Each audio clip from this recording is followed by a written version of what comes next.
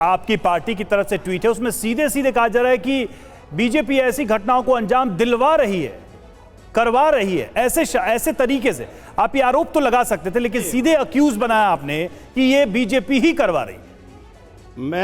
मैंने उसका कारण बताया। पहली बात तो बीजेपी का रिकॉर्ड इस बारे में बहुत दागदार है। बीजेपी ऐसे प्रयोग करती रही है। इतिहास में सैकड़ों उदाहरण हैं कि भारतीय जनता पार्टी इस तरह के षड्यंत्र करते रहती है। इस घटना के तुरंत बाद जो बीजेपी के लोग एक्टिव हुए और उन्होंने इसे सांप्रदायिक रंग देने का प्रयास किया, इससे संदेह पैदा होता है कि ये इसका लाभ उठाना चाह रहे हैं चुनाव में। ऐसी घटिया सोच नहीं होनी चाहिए। ऐसी घटनाओं को राजनीति से अलग रखना चाहिए। ठीक है शिवम, इस पर एक जवाब दीजिए। राजकुमार भाटी ये क्लियर कर रहे हैं कि ये बयान समाजवादी पार्टी की तरफ से जो आया है उसके पीछे वजह क्या है। वो कह रहे हैं आपकी पार्टी की आईटी सेल से जुड़े हुए लोग इस पूरे मामले को सांप्रदायिक रंग देने की कोशिश कर रहे हैं। राजकुमार भाटी जी को मैं मानता हूं, मैं उनका सम्मान करता हूं, लेकिन इस विषय में उनको शर्म आनी चाहिए। नाई के पास बाल कटवाने और दाढ़ी बनवाने मैं भी जाता हूं, राजकुमार भाटी भी जाते हैं, रवि जी भी जाते हैं और आप भी जाते हैं। हमारे घर के छोटे छोटे बच्चे जाते हैं। दिमाग में किसके क्या मोटिव है इसका कुछ पता नहीं है। इसमें कोई चुनाव नहीं चल रहा है। वो 2-2 साल के बच्चे, 4-4 साल के बच्चे चुनाव में लड़ने वाले नहीं थे ना। वो किसी के लिए लाठी डंडा लेकर चल रहे थे, ना वो भारतीय जनता पार्टी का झंडा लेकर चल रहे थे, ना वो वहां जय श्री राम का नारा लगा रहे थे। और ये इस तरह की बातें कर रहे हैं कि भारतीय जनता पार्टी ये करा रही है और चुनाव में फायदा लेना चाहती है। आप जिस तरीके से कॉलिंग द नेम आउट का काम करते थे जब इस देश में सीए से रिलेटेड जो है दंगे हुए, तो उत्तर प्रदेश में किस तरीके से अखिलेश यादव जी आकर दिन रात जो है नाम बता कर कहते थे कि मैं कार्रवाई करूंगा, ये हिंदू है, इन्होंने इसके साथ ऐसा कर दिया, उसके साथ ऐसा कर दिया, इन पुलिस वालों को जेल में डालूंगा। आज आपको ये बुरा लग रहा है। कोई हिंदू मुस्लिम नहीं कर रहा है और कोई भारतीय जनता पार्टी का व्यक्ति जो है वो इसको लिख रहा है। लोगों की भावनाएं है भाई। अगर 5-5 साल के बच्चों के गले काटे जाने लग जाएंगे, पड़ोसी के गले काटने लगेगा, किस आधार पर काट रहा है आप देख रहे हैं, लेकिन आप उसको चुनाव से जोड़ रहे हैं। कोई चुनाव नहीं है ये।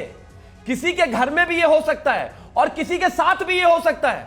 अगर आपके दिमाग में इस तरह का फितूर है और इस तरह की गलतफहमियां भरी हुई, तो कृपया करके इसमें राजनीति मत देखिए। हम हिंदू मुस्लिम नहीं देख रहे हैं, लेकिन यही तो वो कह रहे हैं कि आप इसे बर्बर क्राइम के तौर पर नहीं लेने के लिए तैयार हैं। आप इसे कानून व्यवस्था का प्रश्न बनाने के लिए तैयार नहीं है।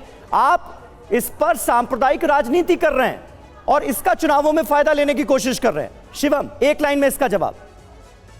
मैं फिर से मैं बिल्कुल वही कहना चाहता हूं। चुनाव के फायदे का कोई विषय नहीं है, चुनाव से कोई लेना देना नहीं है, कोई किसी तरह का प्लान चीज नहीं है। लेकिन एक व्यक्ति के दिमाग में किस हद तक राक्षस घुसा हुआ है उसका इन्वेस्टिगेशन होना बहुत जरूरी है। एक आदमी छोटे छोटे बच्चों के गले काट देता है, क्यों काट देता है, उसको शिक्षा कौन दे रहा है, उसको पढ़ा कौन रहा है, उसको छुरा कौन दे रहा है, वो उतनी हिम्मत कर कैसे गया, उसके पीछे दिमाग में मोटिव क्या चल रहा है, ये पता करने की बात है। इसका उत्तर हम लेंगे, पता करने की जगह उसके भाटी जी से हम इसका उत्तर लेंगे, लेकिन भारतीय जनता पार्टी की वजह से हम भाटी जी से उत्तर लेंगे। भाटी जी आ रहा हूं, लेकिन शंभुनाथ जी हमारे साथ स्टूडियो में मौजूद हैं। शंभुनाथ शुक्ला जी, ये अब एक ऐसी बात हो गई है कि चूंकि सोशल मीडिया है, लोगों से, जनता से सीधी कनेक्टिविटी है, तो राजनीतिक दल भी बहुत ही तत्परता से इसका इस्तेमाल कर रहे हैं ऐसी घटनाओं को कंक्लूड करने में।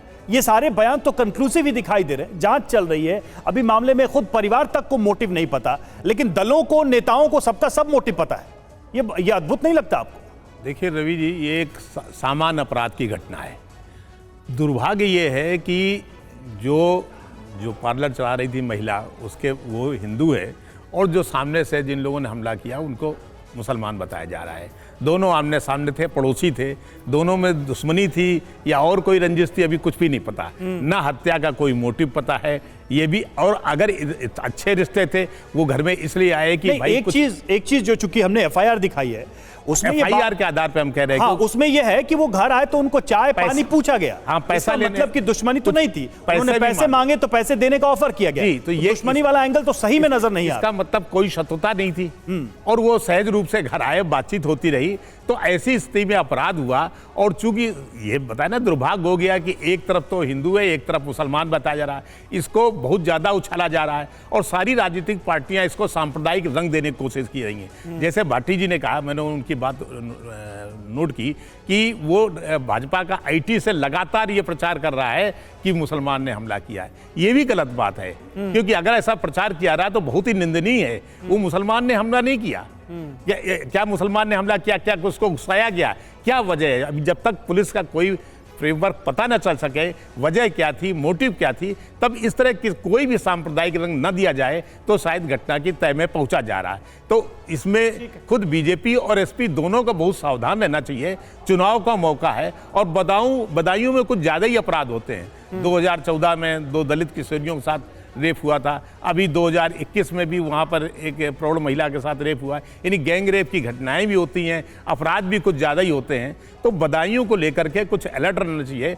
उत्तर प्रदेश पुलिस को भी थोड़ा सा सतर्कता दिखानी चाहिए, जो नहीं दिखा पा रही। ठीक है, शिवम बार बार हाथ उठा रहे हैं। शिवम, मुझे एक रिपोर्ट लेनी है, लेकिन उससे पहले अगर ठीक है आप बोल लीजिए, बता दीजिए, क्योंकि यहां पर बात देखिए यही उठ रही है कि सियासत क्या हमारी वाकई इतनी संवेदनहीन हो गई है कि किसने मारा, कौन मरा, सबसे पहले हम उसका धर्म देखते हैं और उसके बाद अपने रिएक्शंस डिसाइड करते हैं।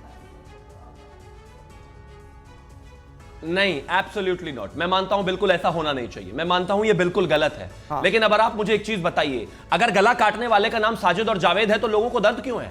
इसी विषय में जब लोगों का नाम दूसरा होता है तब तो बढ़ चढ़ के जाति बताई जाती है, बढ़ चढ़ के धर्म बताया जाता है। 100 में से 90 नेता इंडिया अलायंस के आकर डेली ये कहते हैं कि यहां पर किस तरीकों से मुस्लिमों के साथ अत्याचार हो रहा है, उस फलाने मुस्लिम के बेटे को मार दिया, फलाने उसको ये कर दिया, इसको ये हो गया, दलित के साथ वहां पर ये हो गया। आज आपको अहान और जावेद में दर्द नजर आ रहा है, क्यों भाई?